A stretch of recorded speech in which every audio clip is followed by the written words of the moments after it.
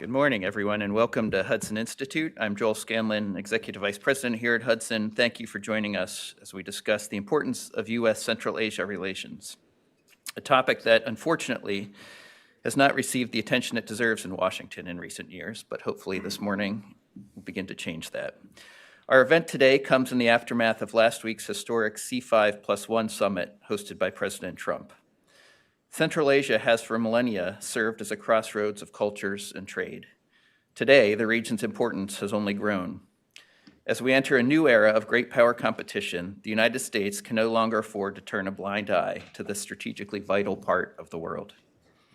It is our honor this morning to welcome His Majesty Magzhan Ilyassov, Ambassador of Kazakhstan to the United States, to deliver today's keynote address. Kazakhstan has long been an important partner of the United States, supporting transit and overflight rights during America's 2 decades in Afghanistan, cooperating closely on counterterrorism, and serving as a major energy partner. It is a regional economic power and is the center of America's economic presence in that region. Last week, a memorandum of understanding was signed between Kazakhstan and the United States on cooperation in the field of critical minerals. It will lead to an even closer relationship between our two countries on a very important issue. At a time when one of the top foreign policy priorities of the Trump administration is achieving peace in the Middle East, Kazakhstan also has distinguished itself as a friend of Israel and just last Thursday formally joined the Abraham Accords. Ambassador Ilyassov is an accomplished diplomat and statesman who comes to Washington after serving as Kazakhstan's ambassador to the United Kingdom, represented his country as the permanent representative to the United Nations. We are grateful for the time you've taken to join us this morning, choosing Hudson for your first public engagement in Washington.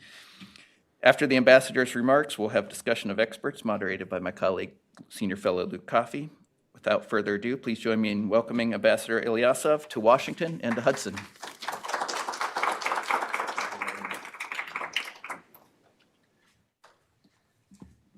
Thank you very much. Good morning, everyone. And indeed, it was 5 days ago that I landed in Washington, D.C.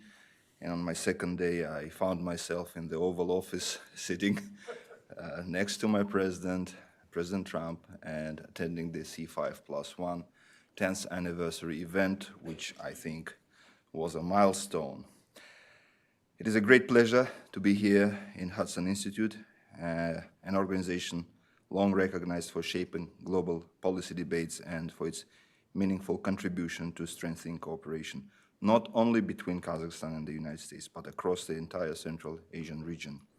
It's truly fascinating how Washington has become the focal point of Central Asia's engagement, and it's quite timely.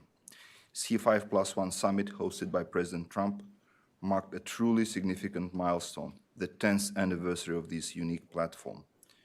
We regard the event not merely as a commemorative occasion, but as a turning point, a moment to reflect on our achievements and, more importantly, to look ahead. The anniversary offers a valuable opportunity to rethink our cooperation and to develop new formats that respond to the realities of today's world. Over the past decade, the C5+1 has proven itself to be a stable and constructive platform for dialogue. Now it must evolve, moving from discussions to joint strategic action, from coordination to tangible implementation, guided by shared priorities and measurable outcomes. Recent visit of President Tokayev to Washington for the C5+1 presidential summit marked a pivotal moment in advancing our bilateral ties, yielding concrete agreements that align with our shared vision for prosperity and stability. For example, on the sidelines of the summit, we signed contracts worth of $17 billion with Boeing, Cove Capital, Leidos, John Deere, Citibank, Colorado School of Mines, and partners, VEON, that's Satellite and Starlink, OpenAI, NVIDIA, Freedom Holding and Minister of Digital Development, a memorandum on critical minerals. That shows the spread, the diversity of our economic ambitions. And of course, on a political track, a separate track, my country joined Abraham Accords, the first Central Asian nation, and that expands ties with Israel and gives the signatories, now including Kazakhstan, when we sign it, security, trade, tech, agriculture, and renewables conditions. When we announced the accession to Abraham Accords, we became the first country from our part of the world to join this historic framework. By normalizing and expanding ties with Israel and fellow Accord signatories, we aim to enhance regional security, facilitate trade corridors, and unlock opportunities in technology, agriculture, and renewable energy, further embedding Central Asia in a network of trust-based diplomacy. What is our vision for the next decade for C5+1 as we just marked the first 10 years? As we look ahead, I share my personal view of how the C5 should evolve, C5+1. And by the way, our president said that when we say C5+1, which is plus United States, it sounds like a supplement. We think we should rename it to C5 and United States, so maybe from now on we should go C5 and United States. So we believe that C5 and United States should evolve not only in substance but in form. The future lies in turning political commitment into permanent mechanisms of collaboration. For that, we think that project-based model is timely. So each C5 and US cycle would center on 3 to 5 flagship initiatives: infrastructure, innovation, education, for example. And these innovations should be jointly funded, monitored, and with measurable KPIs. Alliance with America First pragmatism, clear outcomes, shared investment, mutual benefit. So we suggest that when we say C5+1, we'll discuss this and that, we identify the particular topics on which we want to kind of concentrate and deep dive for the next 3, let's say 5 years and work on this. Second feature that we want to see in C5 and United States is to be co-owned and co-driven, which means a strong US leadership, equal initiatives from Central Asian countries as partners, and goals that are defined together, the work that we share, and of course, the shared pride in the results. The third point that we would like to suggest is a hybrid engagement model, which is government plus intellectual think tanks, plus tech tracks, and digital coordination platforms, joint innovation forums. So connecting policymakers at the top with those who back up them with analytical skills, and also using business and technology and AI and everything that comes along to make sure that C5 and US turns into an engine of continuous exchange, where ideas are tested, partnership formed, results tracked. And we spoke about permanent mechanisms of collaboration. We in Kazakhstan believe that this format deserves a permanent secretariat, people who will work on making things happen, not from forum to forum, but on a daily basis. And we believe that the secretariat of C5+, C5 and United States can be rightly hosted in Almaty, Kazakhstan, which is the financial capital for our part of the world, which is the place that will be hosting the only Consular General Office of the United States, the biggest Consular General Office of the United States in that part of the world. And I think with the US team in Almaty that will be a part of that Consular General Office, this is the location where C5 and US Secretariat can work effectively with our neighbors, because Almaty is located close to Kyrgyzstan, there is close proximity with Uzbekistan. So this is a perfect location. This is a very cosmopolitan, modern city that is the hub for infrastructure, finance, commerce, and everything that has to do with trade and investment. Such a model, structured, project-based, co-owned, and intellectually driven, can turn the C5 and US into one of the most dynamic regional partnerships in Eurasia. It would reflect the best of both traditions, American strategic vision and Central Asian pragmatism. I would like to thank everyone who are here today, and also the Hudson Institute for their unwavering commitment to transatlantic and Eurasian dialogue, and for the opportunity to share Kazakh's vision for stronger, more innovative C5 and United States. I'm confident that together we will turn today's ideas into tomorrow's results and realities. Thank you very much.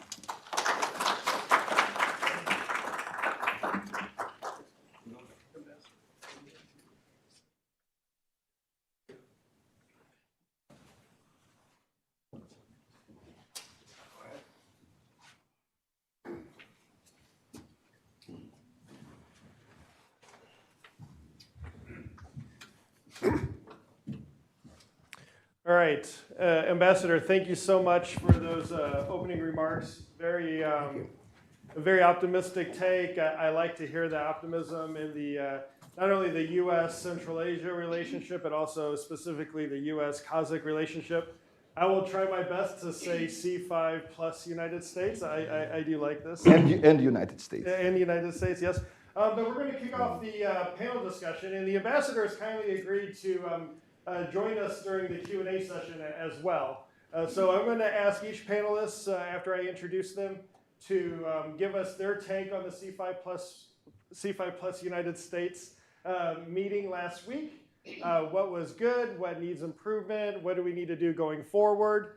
And then I may take as the moderator, I may take the prerogative of asking a question or two myself, then I'll open it up.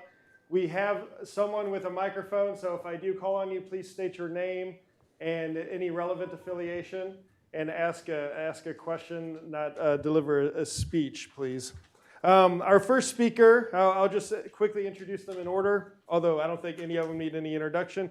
Our first speaker is going to be Ambassador John Herbst, who's the Senior Director of the Atlantic Council's Eurasia Center.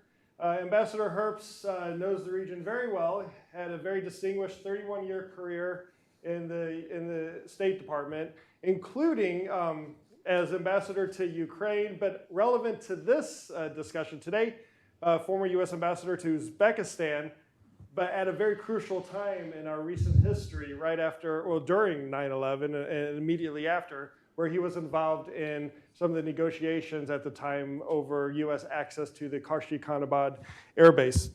After him, my good friend Efkan Nifty, who's the Chief Executive Officer and founder of the Caspian Policy Center, will give his take. Efkan, under his leadership, has taken the Caspian Policy Center from a think tank, I remember, with just like 2 or 3 people, to what it is today, which is an enduring, constant presence on the policy scene here in Washington, focusing not just, as the name would apply, not just on Central Asia or the Caucasus, but the greater Caspian region. So Efkan, thank you for joining us today. And last but certainly not least, everyone knows Fred Starr. If you're here today, I'm guessing you know Fred Starr, or know of him, or have read his work, extensive work on the region. He's the founding chairman of the Central Asia Caucasus Institute and Silk Road Studies Program, which now has an affiliation with the American Foreign Policy Institute, Center, or Institute, AFPC Center. Council. Council. I always call it AFPC. I never actually had to say it all out loud. But what you don't know about Fred, beyond his distinguished scholarship on Central Asia, he's an accomplished jazz musician, and he has also written 4 books about the history of New Orleans, which he says is his real passion in life. So without further ado, I'll turn it over to Ambassador Herbst to start us off. Luke, 3 or 5 minutes. Yeah, 3 to 5 minutes, yes. Okay, okay, fine. Look, the C5 plus the U.S. last week, the first time done in Washington at the presidential level, is an event which uncharacteristically has real import and not much attention. And when you consider this was a Trump initiative, the fact that it doesn't get much fanfare is very interesting. But it's potentially extremely significant. Why? Look, Central Asia is literally the center of what Mackinder called the Great World Island. It's the very center of geopolitics. And its importance beyond that specific point is for the United States that is bordered by 3 of the 4 hostile actors, the most important hostile actors to American interests: China, Russia, Iran, and the 4th actor, of course, has a presence of sorts in Central Asia, and that's North Korea. Now, by pointing that out, this is not where my remarks are going. I think Fred will take this up, because this means it is extremely important geopolitically, but neither the Trump administration nor the Central Asian nations want at this point to pursue what you might call the 21st century version of great game geopolitics. But the Central Asians understand the importance of a greater American presence in the region and credit Team Trump for recognizing in its own way the importance of Central Asia to us. And so the event last Thursday was quite significant in terms of American interests and obviously in terms of Central Asian interests. Because they want us there as much as we're willing to be without overly exciting the jealousies of either Beijing or Moscow. And that suits the Trump team just fine. The most attention, well, I shouldn't say the most attention, but the greatest activity was, strictly speaking, in the business sphere. So, there was a document put out, I think by the Commerce Department, which spoke of $100 billion worth of deals, potentially multiple values of deals in the future, heavy emphasis on rare earth and critical minerals, which is very, very important. And here too, I credit Trump with a very energetic approach to this severe problem, our allowing China to establish a near stranglehold over the mining and processing of rare earths in particular is a decades-long failure of American policymaking. And while the Biden team understood this they went about it in their lackadaisical way, whereas Trump has been full bore, whether dealing with the DRC, the Democratic Republic of Congo, or with Central Asia. And Kazakhstan, we know in particular, is wealthy in rare earths. So this is part of it, and it may be a very important part of it, but not all of it. To me, the biggest takeaway from last week was point 21 on the State Department document put out Saturday, which was what Kazakhstan has called for many years the Middle Corridor. And the document that State put out says something like the Trans-Caspian something route. But the key here is Trump has a vested interest in this beyond what we're doing in Central Asia, because this ties into one of his real achievements in the past 9 months, which was his, I would not say his making peace between Armenia and Azerbaijan, but his stabilizing the peace which they were coming to a little bit too reluctantly, and making it more likely that that peace would last. And of course, the core element in the Trump dealings in the South Caucasus was what they call it, the Trump international, whatever it is, transportation corridor, Trump route for international peace and prosperity. Thank you very much. You win. Rolls off the tongue. Rolls off your tongue. Okay. And this now gives Trump a specific interest in the Middle Corridor. And while this is not quote unquote geopolitics strictly defined, it is geoeconomics, which has significant geopolitical impact, if in fact this project is realized. So I see much greater American engagement in Central Asia than 2 or 3 weeks ago. I see a commitment from US leadership to expand this. I see maybe a serious alternative to China's Belt and Road, having trouble with that first word, road initiative, which again has geoeconomic and ultimately geopolitical importance. And so this is a good day for US diplomacy. It's a good day for the nations of Central Asia. Thank you. Thanks, John. Efkan. Thank you, Luke. And it's always good to be here. And I know last time when we were here, we were discussing the Caucasus. Yeah. And now we're doing the other side of the Caspian. We're going trans-Caspian, basically. Yes, exactly. And I want to say that in this 2025 has been monumental for our region because of the U.S. engagement in that perspective. Again, I want to credit the administration for 2 big huge successes. First, in August 8, initialing the peace agreement between Azerbaijan and Armenia, and now the Central Asia, basically in November. So I think this all happening in the very backyard of Russia, long considered area that we always have been criticizing the less U.S. engagement. Now we have a lot of U.S. engagement, basically, and I lost count of events about Central Asia in last week, basically. This is kind of a hangover moment for us this Monday, because last week we had several events, and not only in the official settings, but also in the think tank community as well. And I'm glad to see this momentum. I'm glad to see that, as John mentioned, kind of presidential level attention to the middle corridor and development of the connectivity in the region. But I want to say that it is maybe many of us still trying to understand or realize how huge issue is this, because C5 countries used to go to Moscow, Beijing for many summits, meetings, conventions, but it was, for me personally, it was very basically important to see them in Washington, coming together, discussing as a region with the United States, the potential of the region, the collaboration on economy and other areas.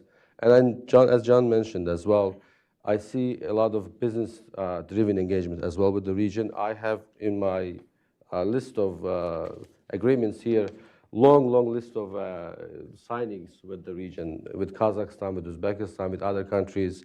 And I've seen over last week a lot of big US media trying to reach to different policy experts to analyze what happened with the region.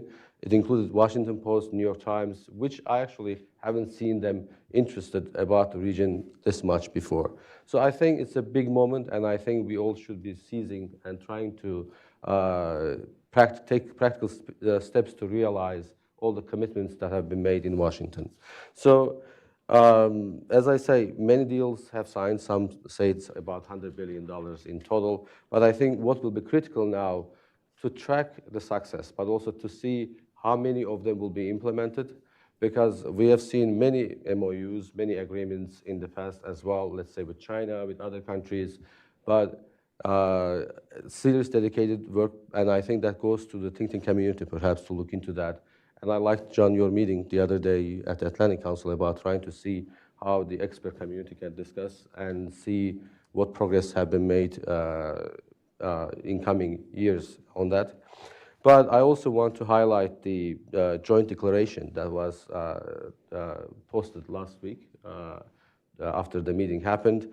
And I would say that three key components of that declaration. One was on the critical minerals, obviously resources, technology, and other areas of collaboration with Central Asia, and I think it carries huge significance. Second important part was about the improvement of the business environment, because a lot of the US companies are interested in the region, but they are also interested to see how the conduct of the business will happen in the region. And I think that's gonna be another big area we'll all have to work with Central Asian countries. The third one also was a very big highlight in that declaration was the Trans-Caspian connectivity. I think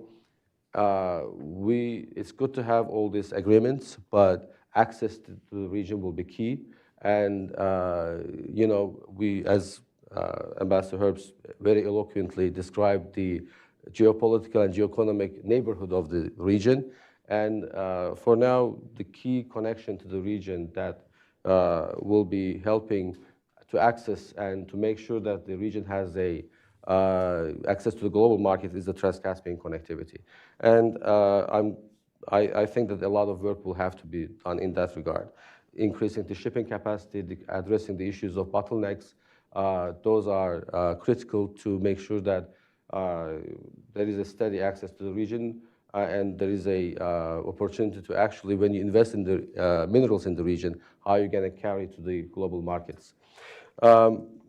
We also, I think, I agree with what Ambassador Ilyassov said here, was developing different formats, and I want to highlight the importance of B5+1 format, where we discuss improvement of the business environment in the region. But also, I want to highlight that I managed to attend two important events, one in Astana, one in Tashkent last month, were about the think tank forum that started in the region, C5+1, or as Ambassador says, C5 and the United States think tank forum. I think we need to see what other platforms we can come together and increase the portfolio of engagements in that format. I also want to maybe say that looking into the future, we should make sure that maybe we have, since the huge importance of Trans-Caspian connectivity and huge interconnection between the Caucasus and Central Asia, I believe that down the road we have to look into, now that we are done with the 10th anniversary, and I would like to also support here President Tokayev's last statement in terms of expansion of the Central Asia C5 format into the Caucasus, and I think that's something we should be looking forward. So I will stop here. Look. Great, thanks, Efkan. Fred, please. Thank you. I want to point out at the very beginning, C5+1, however you call it, was in fact proposed by Central Asia, by the Kazakh Ambassador Umarov, and it was then supported by his predecessor and his successor. So 3 Kazakh ambassadors were really the key founders of this. The initiative did not come from the US side, and I bring that up because I'd like to take a little longer view beyond this period of enthusiasm, which I share entirely, and I agree with all what my colleagues have said. So where do we go from here? This celebratory mood is worthy, but let's not lose sight of the fact that it took 10 years to get here. Why did that happen? We should ask. And does that say something about the likelihood of effective implementation of the agreements that have just come forward? And we're still talking about a region in which no US president has ever shown his face.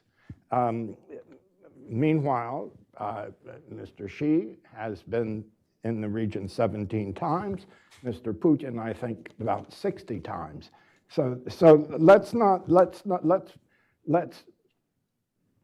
temper our enthusiasm and be sober about what we have to do going forward. Now, the lack of urgency is what I'm speaking about, and this is strange because we are, as Ambassador Herbst said, we're talking about the heart of Asia, and if this big region evolves as a group of relatively open societies with relatively functioning market economies, et cetera, if that happens, everyone wins. If it doesn't happen, you end up with absolute ban of authoritarian regimes going from the Korean-Chinese border all the way to the Gulf. So this is a very big issue, and it's not been framed as such in Washington, or for that matter, has it been framed as such elsewhere. And the second, you can ask, why has this not happened? And I think the first reason is that what you might call a hangover. The United States was used to dealing with this region under the rubric of the USSR.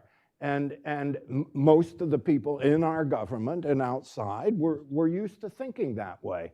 So, and indeed, the whole region was put in the Department of State under the same block as Russia. That would be comparable, and by the way, seem to be going back to that today. That would be comparable to 19th century France treating the United States only under the offices in its foreign ministry for Britain. How bizarre is that? Anyway, those are the other reason for this delay is Central Asian fears. And these are understandable. They aren't expressed, but they're sober and real, and they have to do with their big northern neighbor, and to some extent also with their big eastern neighbor. This has prevented them from taking initiatives institutionally that every other world region has taken, and that is to set up structures that are unique to the region and exclusive. Those still don't exist. So where do we go from here? It seems to me there are three tasks right now. One is institutionalize. The United States should not just institutionalize this in our structures here. We've done it, but the consultative group, I gather, meets monthly, and maybe a little more frequently would be good. And second, the institutionalization should take place in Central Asia. There should be an exclusive, purely Central Asian organization without American involvement, without any foreign involvement, including as observers. If that existed, we would have much more effective interaction than we have now. The United States can encourage this, welcome it, foster it, but not be part of it. Beyond that, second major point is that we should expand. It should be, Azerbaijan should be added tomorrow, and the United States should take the initiative on this. The presidents of Central Asian countries have already done this.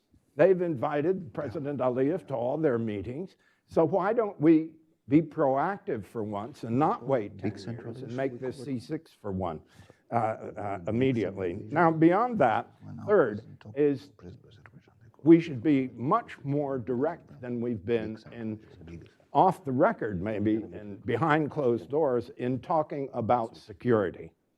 I mean real security. There are various levels of it, some of which are under discussion now. But this is a region that is facing very complex security challenges, both from the east and from the north, and from the south and southeast and southwest. So we should initiate the discussion about security, which has barely entered the C5+1 dialogue up to now. So I end with that. Thank you. Thanks, Fred. Those are some great concrete recommendations, and I completely agree with adding Azerbaijan to that. One only needs to look at a map to understand why that's a necessity, not just a luxury. I'm mindful of the ambassador's busy schedule today, so I'm going to forego any moderator's questions and turn it immediately to the floor. If anyone has a question that they would like to ask, please raise your hand. The gentleman in the blue shirt here. If you please state your name and any relevant affiliation and keep it like short question, that'd be great. Yes, my name is Prabh Singh. Well, my initial question was about which US sitting president would win a gold medal visiting any of the Central Asian countries. But I actually was looking at professional, companies in Central Asia. There's no Fortune 500 company in Central Asia currently. Yes, there are minerals, but which company do you think will, be able to step up, or what is the strategy to help, get one? Thank you. I'm going to take a couple of questions together. Eka, the lady in the white in the front. Hi, Eka Tkashilashvili, former Foreign Minister of Georgia, currently with GMA, Distinguished Fellow. It's a little bit tricky question with the geopolitics sort of relation to that, but then would you think that all of it that we have now happening in terms of the opening and then enthusiasm that we have is partially related to Russia being overstretched with its war in Ukraine and then having less capacity to be a spoiler, which it usually is? And is that reflected well enough? Maybe Fred, you could comment on that with the administration here in terms of the sense of urgency, so that what needs to be done now to follow up with the openings that we have is quite urgent, because now is the momentum to do that and then to build on it so that it becomes a little bit more irreversible rather than it could be when it comes to the capacity of Russia to be a spoiler. Thank you. So 2 questions in a nutshell. What business opportunities exist in the region to bring in the big Fortune 500 companies?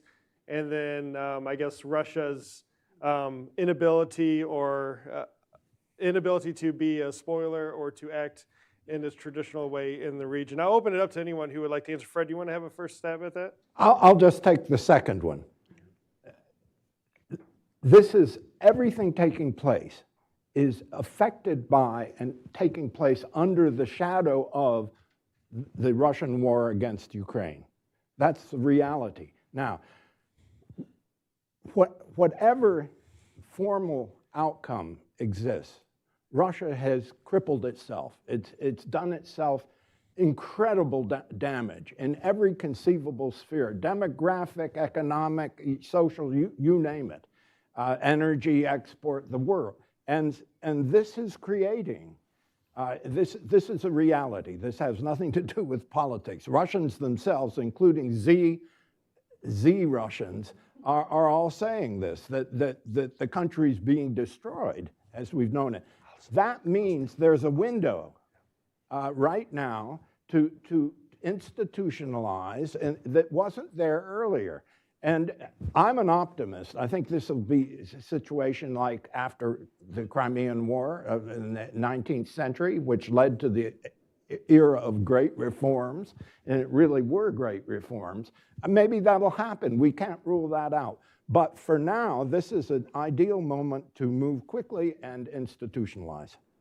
Mr. Ambassador, I know that you have a hard... I was saying, like, I want to stay. Oh, you perfect. Great, great. Can I? So we're not, yeah, that's music to my ears. So I don't know. I appreciate that. Great, so we have a little more flexibility. Does anyone want to tackle the first question about the business opportunities? I think, Ambassador, please, I know you mentioned that in your remarks. Kazakhstan's open for business. Do you want to add anything to that? Well, Kazakhstan has been open for business since 1991. So that's one thing people kind of don't see clearly. We have been working with US companies all these years. We have Chevron and Exxon doing business since 1990. The Soviet Union was still there when Chevron signed that big deal. Now, in 2025, where we would like to invite American companies is a different kind of economy based on technologies. Mining is a very promising area because it was always, oil and gas before. But mining has been always in Kazakhstan an industry, but now it can be an industry driven by American technologies, by American finances. So when in Kazakhstan we invite a company to do business, it's not just doing like geology and research and trying to find something. We have mines that have been in production for many years. What we want you to do, come, bring your technology, let's drill deeper, let's get more out of that mines. And this is a very promising. Kazakhstan supplies 40% of global uranium, 40. 25% of US uranium that's used for power stations comes from Kazakhstan. We are big in tungsten and other mineral resources. So all this can be a big business. Then AI and information technology. Ifkan knows Kazakhstan. Surprisingly, we are the most digitalized nation in that part of the world. 85% of our people use apps and banking. With all due respect to American banks, I think they can use a little bit more of like advanced tools. In Kazakhstan, this is the reality. So everything to do with AI and knowledge-based economy is a place. And one last point, when a company comes to Kazakhstan and does business, it's not about the country only. It's about putting your feet into that bigger part of the world. That's your ground. That's where you can expand to the neighboring countries, to the neighboring region, because Kazakhstan is the most safest investment environment in our part of the world. We have Astana International Financial Center that runs on English common law, which means you open your business, you sign a contract with a Kazakh company, something goes wrong, the dispute will not be settled according to Kazakh legislation. It will be settled according to the English common law that runs City of London. So you're protected to the max. So all these are there, and they've been there for years. It just needs some decision from US company to come and establish themselves in Kazakhstan and bigger region. Yeah. All right, great. I'll take two more. Batu, sorry. Hi, my name is Batu Kutelia. I represent Delphi Global Research. I'm former Georgian ambassador here in Washington. Tremendous breakthrough would happen after this summit, and I think it's more than 10 years overdue. I think more, maybe 26. I remember in 1999, Senator Brownback introduced the new Silk Road Strategy Act, describing exactly the same concepts, but then we had on and off. But as Mackinder said, who controls world island controls the world. But now I have a particular question on nuclear energy. If and the uranium is a very important thing. Rosatom is profiteering on Kazakh uranium, while it should be a benefit for entire region and Kazakhstan. And have the new nuclear energy technologies like small modular reactors been discussed? And if that has been discussed, what are the prospects you see, not only doing it in Kazakhstan, but doing a regional cooperation as a fleet deployment because of this new nature of technology? Thanks, Batu. And then the gentleman here, and then I'll come. Hi, I'm Ken Moriyasu from Nikkei Asia. I want to ask about the Abraham Accords. Ambassador, you said your country is the first country in your region to join the Abraham Accords. Is the Abraham Accords changing from a peace between Israel and neighboring Middle East Arab countries? Is it more than Israel? Is it like a new tool for American power projection in the world? And how does Kazakhstan see the Abraham Accords, and why did it decide to join? And to the other panelists, who else could potentially join? And will this kind of create a new bloc that would rival Shanghai Cooperation Organization or other international groupings? Thank you. And we're going to take a third. The lady in the front.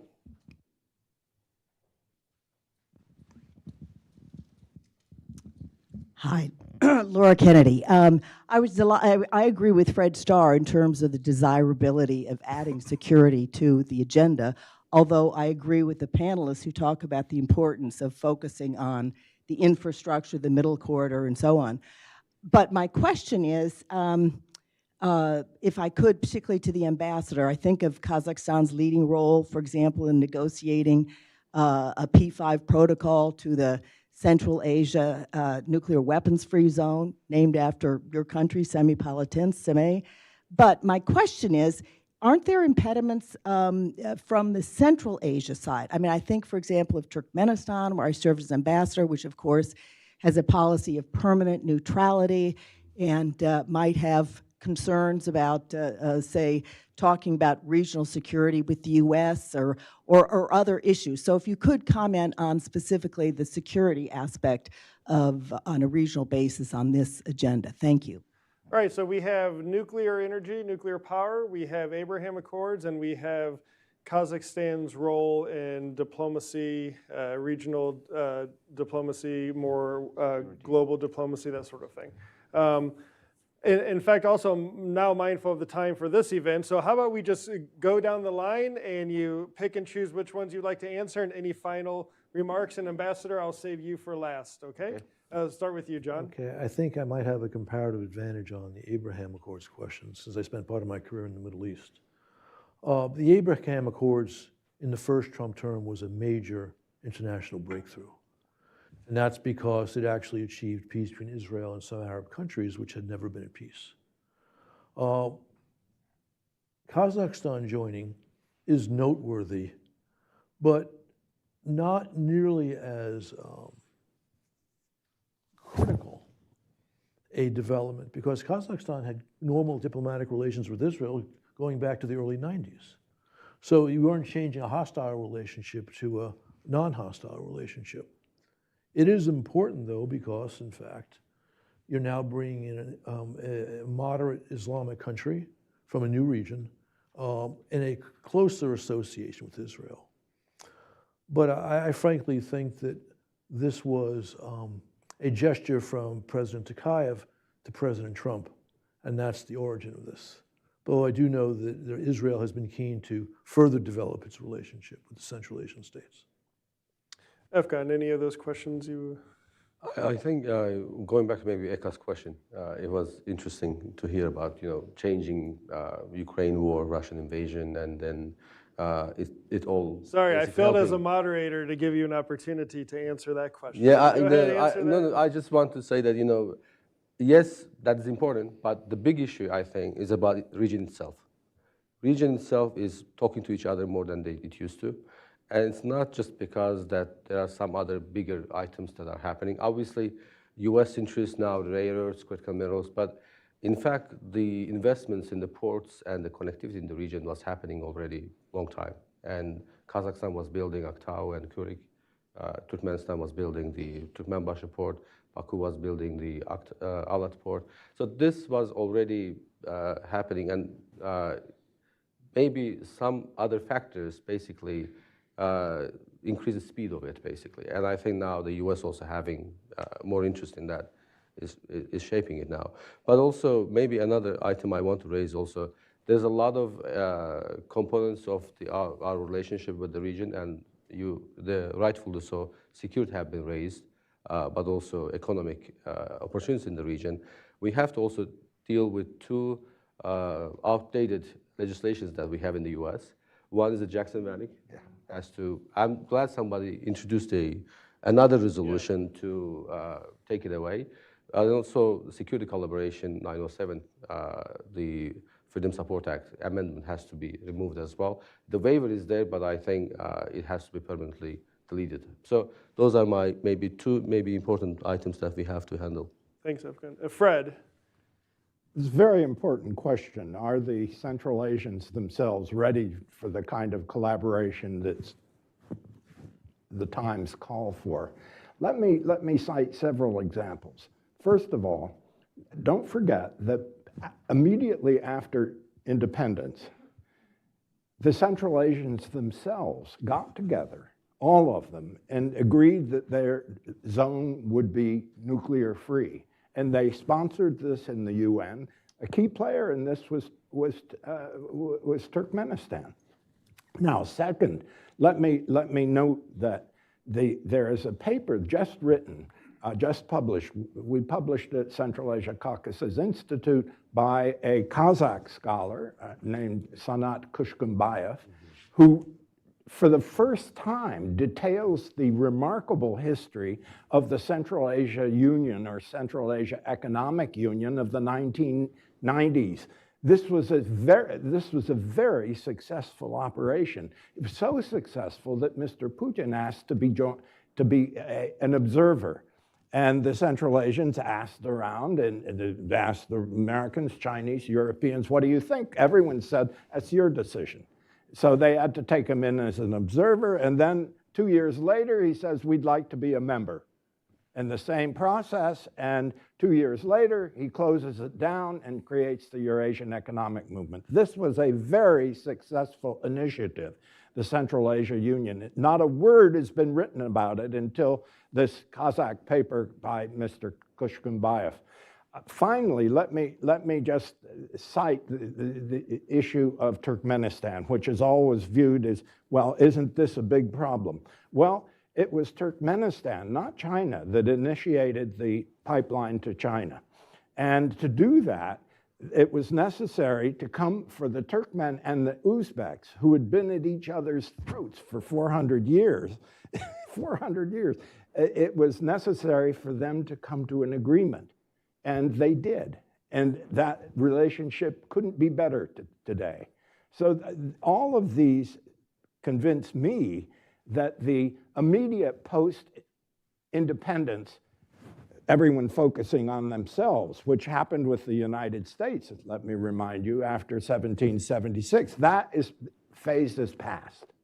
We are now in one in which a regionalism is possible and should be institutionalized. Thanks, Fred. Mr. Ambassador, over to you for the final word. Yeah, I'll try to do my blitz. So I'll go with a security question. It's a matter of what's happening today and geography. So if you look at Central Asian region, it's a region that have borders, and they're all in different parts of the world. So for Kazakhstan, which is the only country in Central Asia that has border with Russian Federation, 7,000 kilometers. It's all about what's happening up north. For Uzbekistan, Tajikistan, Turkmenistan, who have border with Afghanistan, it's all about what's happening in Afghanistan, what are security threats. For us, Afghanistan is a country that we want to be stable, but it's not an immediate concern. We are one of the two in Central Asia that has immediate border with China. The second one is Kyrgyzstan. It's 400 kilometers up in the mountains. It's a border, but it's nominally a border. We have 2,000 kilometers with crossing and everything. So for us, what's happening in the east, what are the security threats? They are our own.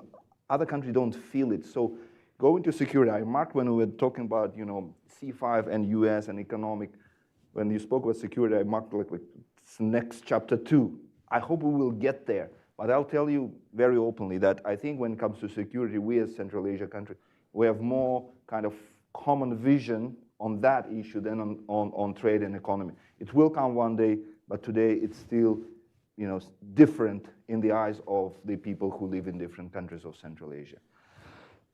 Nuclear SMR, it's a beautiful question because, again, 5 days in Washington, D.C., before that 3 years in London, and UK has SMR technology under development. It's a public knowledge. They're working with Czech Republic, with Sweden, with some countries. They're really trying to bring their SMR onto the market. And I, as ambassador at that time of Kazakhstan, we were discussing very closely with British partners their SMR, you know, ambitions in Kazakhstan, because the big nuclear power plant #1 will be built by Russian Federation. Again, it's publicly announced. The #2 will be built by Chinese People's Republic of China.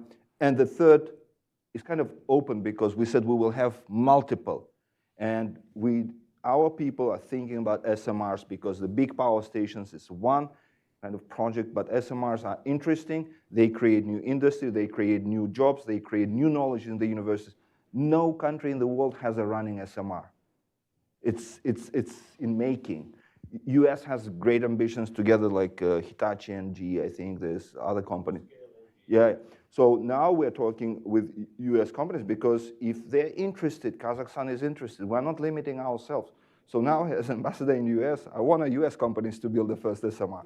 The thing with SMR is it takes years or sometimes decades to build a big nuclear power station. The one in UK that the French are building, still under construction, 20 years on.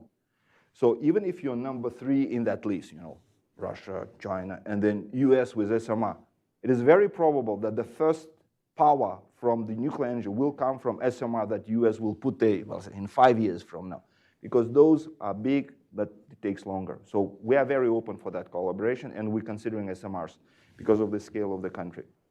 Abraham Accords, well, Kazakhstan was always a country that tried to contribute to global peace. We hosted multiple negotiations on Syria, on Azerbaijan, Armenian issues, Fergana issues, I mean, everything. Afghanistan, we were really contributing to that. So when we saw, you know, the situation developing in the Middle East, and, you know, President Trump coming and basically making things happen which were frozen for decades, we thought that as a country, I mean, what can we do? We can support Abraham Accords because no one says other countries cannot join.